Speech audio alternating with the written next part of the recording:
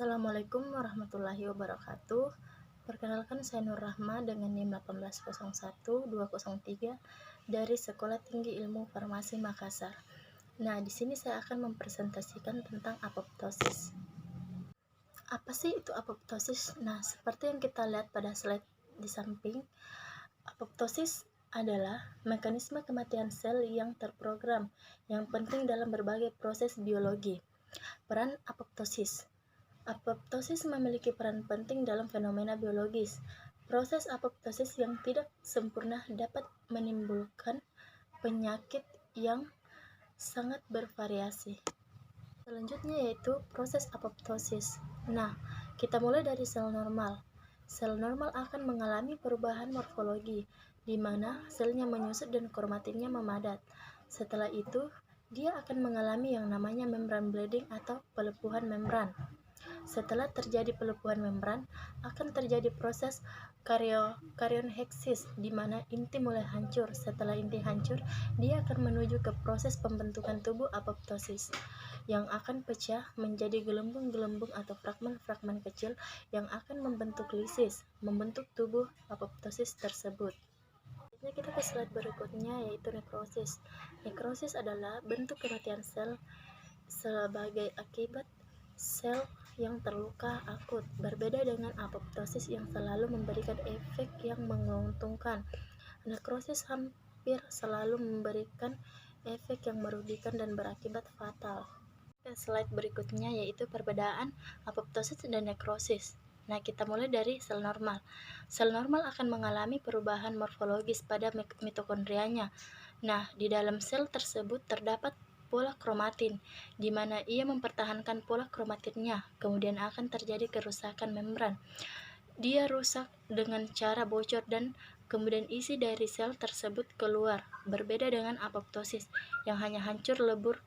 Nah, kemudian pada apoptosis, di dalam selnya terdapat fragmen DNA yang akan terjadi pengawetan pada morfologi mitokondrianya, dan juga terjadi perubahan nuklir yang mana ia akan membelah untuk membentuk tubuh apoptosis dan membran utuh.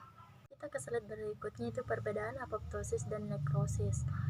Berdasarkan definisi, apoptosis adalah kematian sel yang terprogram, sedangkan nekrosis itu kematian sel yang tidak terprogram. Berdasarkan proses, apoptosis terjadi melalui penyusutan sitoplasma, sedangkan nekrosis melalui pembengkakan sitoplasma. Berdasarkan sebab, apoptosis proses fisiologis alami, sedangkan nekrosis patologis oleh agen eksternal seperti trauma. Berdasarkan organel, apoptosis mitokondria menjadi bocor membentuk pori pada membran, sedangkan nekrosis mengalami disintegrasi dengan pembengkakan. Berdasarkan kaspase, apoptosis jalur tergantung kaspase, sedangkan nekrosis tidak tergantung pada jalur kaspase.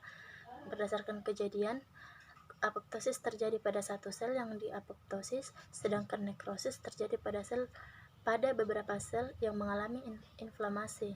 Akibat kelebihan dan kekurangan apoptosis.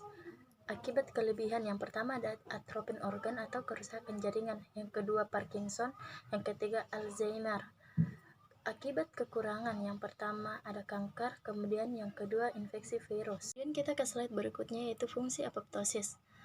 Ada 3. Yang pertama ada sel yang rusak atau terinfeksi, yang kedua respon terhadap stres atau kerusakan DNA, yang ketiga homeostatis. Slide berikutnya yaitu mekanisme apoptosis.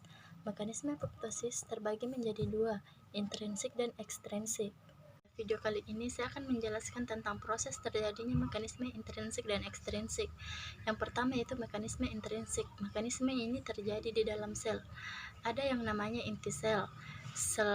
Di dalam inti sel tersebut terdapat namanya DNA dimer atau DNA yang telah rusak, yang kita lihat pada video ini. Yang ungu itu merupakan DNA yang telah rusak, di mana dimer akan mengeluarkan sinyal pada P53 yang merupakan protein sel yang akan mengeluarkan sinyal kepada Noxa dan Puma yang berada di pinggir inti sel. Noxa Puma akan memberikan sinyal kepada Bux yang ada di mitokondria, dan akan terjadi pelepasan sitokrom C yang akan diikat oleh apoptosis 1 dan akan membentuk apoptosom dan akan menghasilkan kaspase 3 dan 7. Kaspase 3 dan 7 merupakan eksekutor. Nah, jika kaspase sudah diaktifkan dan sudah diberikan kode, maka sel akan hancur. Kemudian yang kedua yaitu mekanisme ekstrinsik. Mekanisme ini terjadi di luar sel. Nah, di dalam mekanisme ini ada yang namanya reseptor dan ligan, yang dimana jika ada reseptor pasti ada ligannya.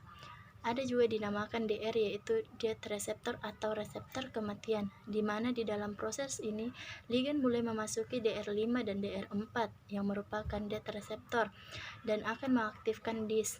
Nah, kemudian DIS tersebut akan mengaktifkan kaspase 8 dan 10. Dapat dilihat kaspase 8 dan 10 akan memberikan sinyal kepada bit dan T-bit. Bit dan T-bit akan memberikan sinyal kepada bak yang ada di mitokondria dan akan terjadi pelepasan sitokrom C yang akan diikat oleh apoptosis 1 dan membentuk apoptosa dan akan mengaktifkan kaspase 3 dan 4. Kemudian slide berikutnya yaitu pemicu apoptosis.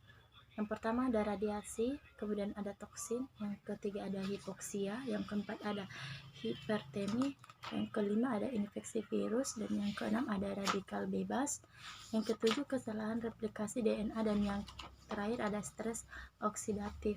Dan mekanisme pro-apoptosis dan anti-apoptosis. Nah, protein yang merupakan pro-apoptosis diantaranya yaitu Bugs, bug, bit, bat, puma, dan noxa. Nah, adapun jika yang terbentuk protein BH1, BH2, BH3, atau BH4 saja maka akan menjadi pro-apoptosis. Namun jika yang terbentuk protein BH1, BH2, BH3, dan BH4 akan menghasilkan BCL2 dan BCLXL yang merupakan anti-apoptosis. Kemudian cara menghambat anti-apoptosis ekstraseluler. Ada 3 cara. Yang pertama cara A, yaitu meningkatkan BCL2. Bila BCL2 semakin banyak, maka akan bersifat anti-apoptosis, sehingga apoptosisnya terblok. Yang kedua cara B, menginaktivasi BH3 pro-apoptosis, sehingga apoptosis tidak terjadi. Yang ketiga cara C, menginaktivasi anti-IAPS inhibitor apoptosis protein, sehingga apoptosis tetap bisa diblok. Yang terakhir ada mekanisme kaspase. Kaspase memegang peranan penting dalam inisiasi, eksekusi apoptosis maupun nekrosis dan inflamasi. Kaspase yang belum aktif disebut prokaspase.